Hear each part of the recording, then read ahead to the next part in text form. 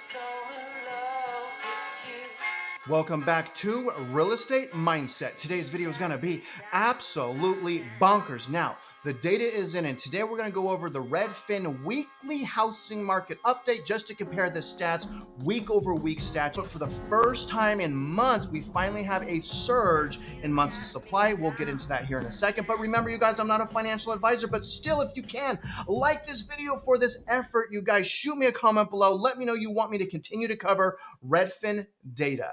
And that would mean a lot to me if you guys would like the video. But what would mean even more to me is if you would comment, share with me your insights, experiences, and opinions, because I guarantee you this, there is a tremendous amount of people in our community here at Real Estate Mindset that are learning from you. But not you over there, troll. We see you over there, not you, but you. So I appreciate you. Now, the name of this week's Redfin article is Housing Market Update. The typical U.S. home is selling for just $4,000 less than last year's all-time highs. Now, the interesting thing is what I found out is they actually reduced last year's highs. How do I know that? Because I've been covering Redfin for the last year, and I just simply went to one of my old videos to confirm that they're lowering last year's peak price. I wonder if they're doing that to fit their narrative. And I'll show you that as we go along here. The median U.S. home price is down just 0.9% year over year, the smallest decline in nearly 4 months. And again, you guys, I'm going to show you that that's actually BS. That's nonsense right there. It's actually more than that. They just changed the numbers. That's due to the lack of homes for sale with a mismatch between supply and demand. New listings are down, sadly, 27% from a year ago, and pending sales are down 15%. The home price declines are shrinking. The typical U.S. home is selling for roughly $383,000. So 383 plus 4,000, you guys, equals 387,000. They're saying here that it peaked last year at 387,000, but the reality is it didn't peak last year at 387,000. You can actually see here that it actually peaked last year around June 19th at 392,000. I got this off of one of my videos. So they changed it from 392 to 387, which is a difference, you guys, of $5,000. So the reality is we're actually $9,000 off of peak, not $4,000. If we go off of the data from last year, not this trickery data, whatever they're using. But again, do y'all find that crazy? Comment below and let me know why you think they did that. Was there maybe just a revision? Was it an honest mistake? Additionally, this is just the second time since last August the sell to list ratio was 100%. In other words, the average home is now selling for its asking price. A lack of homes for sale is keeping prices afloat. New listings fell 27%, pretty brutal. High rates are also deterring home buyers, but they still outnumber home sellers. Pending home sales are down 15%, significantly smaller than the drop in new listings. That means buyers are snapping up inventory faster than it's being listed, which is keeping home prices elevated. And for the love of all that's holy, I wish people would let the Federal Reserve do its job instead of shackling themselves to their house payment, which is generally what they're doing by purchasing. Not everyone. There's still probably 5% of people that are purchasing wisely, but most people are just shackling themselves to their house payment. That's what's going on right now. The market isn't nearly as fast as it was 18 months ago when homes were flying off the market for well over asking price. And it's not just as slow as it was 6 or 7 months ago when mortgage rates first shot up. Buyers should keep in mind that desirable homes are getting multiple offers and selling for above asking price, and that's normal. And sellers should know that their home may not attract as much competition as their neighbor's home did 2 years ago, but it will sell if they price it fairly and put effort into marketing.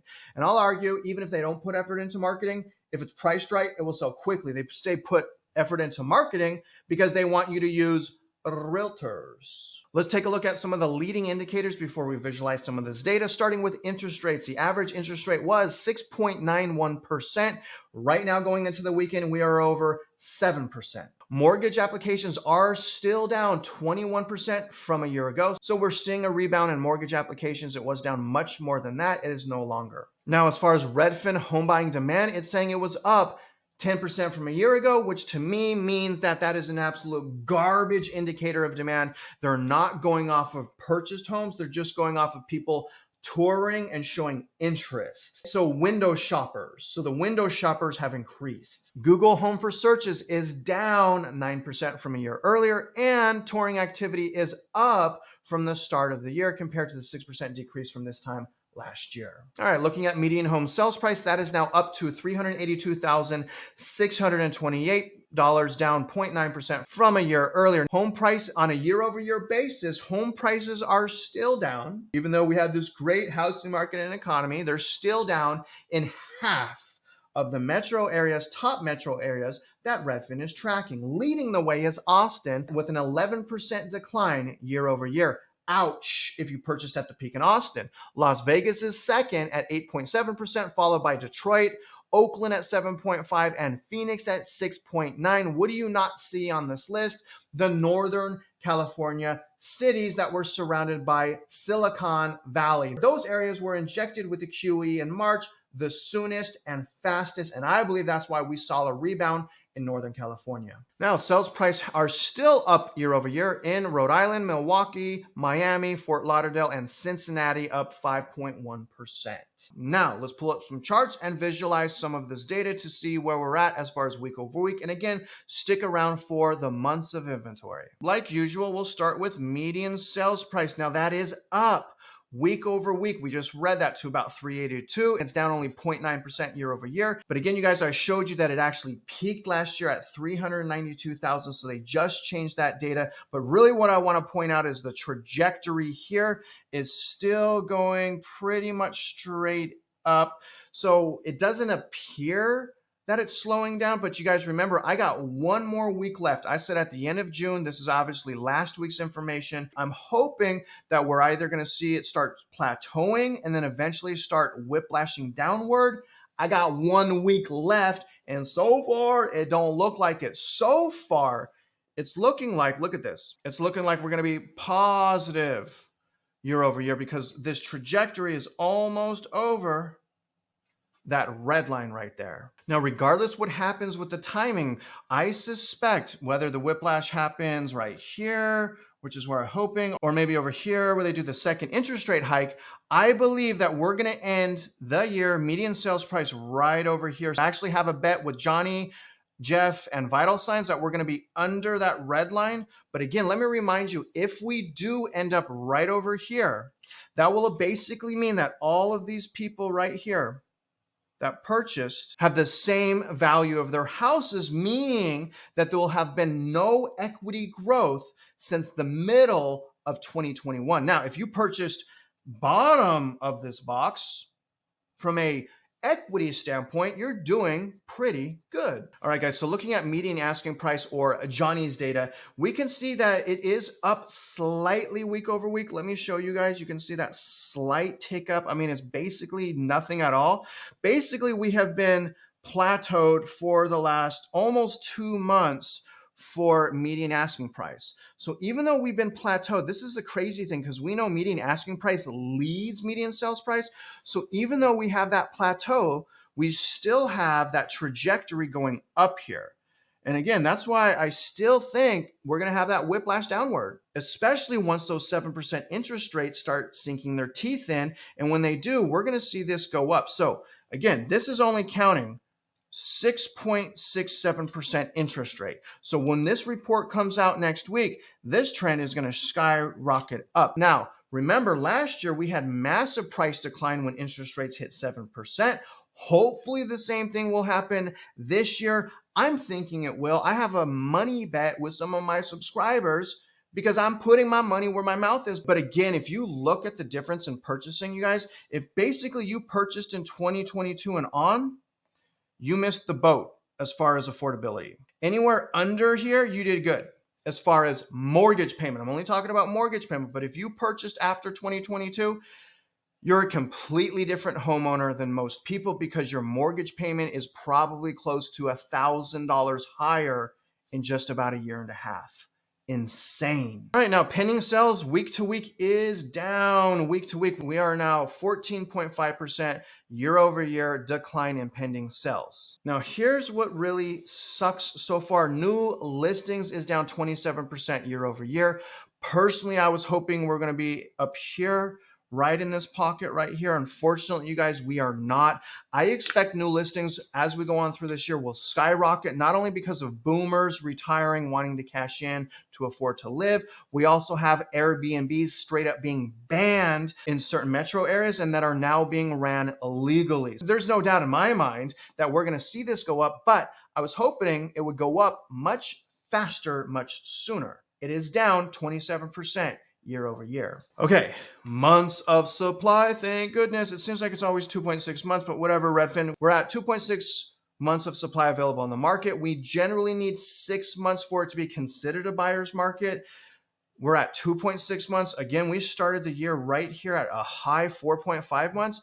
Now it has gone down pretty much except 2 times this year. You guys can see it went up slightly right here for the first time in a long time, but we finally have a pretty large increase week over week. So this is the first time since the beginning of the year that we can see in these charts that we had a pretty decent increase of supply. So again, hopefully what we're going to see here is a start of a trend. Hopefully this will continue to go up. This is crazy, you guys. 32% of pending sales under contract within 2 weeks. Interesting thing though is it is going down and it is under the last 2 years. So the market has cooled down, it's just still hot, according to this data. Week over week, we're up almost to 37% of homes sold above final list price. So more than 1/3 of homes are selling for their final list price. Pretty crazy actually, but also to be expected when we're in the hot spring home buying season. Now here's another leading indicator. This is listings that had price cuts. We're up, so this is ballooning up. We're sitting at 5.5% of listings that had price cuts. The reason why this is important is because this leads median asking price, which leads median sales price. So the leading indicators are there for price decline. We're seeing in listings with price drops, we're seeing median asking price plateau. So eventually all of these things are going to catch up with the price decline. And again, when that seasonality hits, top with quantitative tightening, odds are we're going to see more inventory and cheaper prices. At least that's what I believe. Now, if you are on the sidelines, like I'm on the sidelines, remember credit, income, and assets. When you work on your credit, income, and assets, you increase your purchasing power. We want to have strong purchasing power now and prepare for what I'm calling the first hit of the recession, which is generally unemployment. If we make it through the first round of devastation from a recession and we still have cash left over and purchasing power left over, odds are we're putting ourselves in a situation to win and to find the deal of our dreams. I want to find the home and the deal of my dreams. Don't forget this, you guys. What we've learned is generally the best time to purchase in real estate is from December to about February, give or take.